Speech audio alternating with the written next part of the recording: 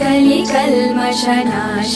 कामिनि वैदिकरूपिणि वेदमये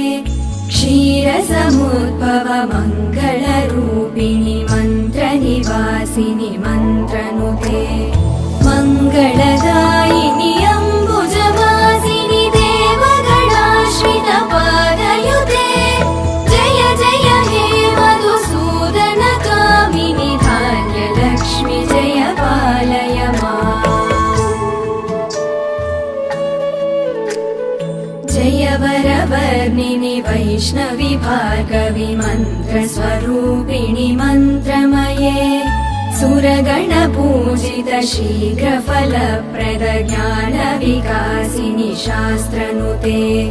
भवभयहारिणि पापविमोचनि साधुजनाश्रित पादयुते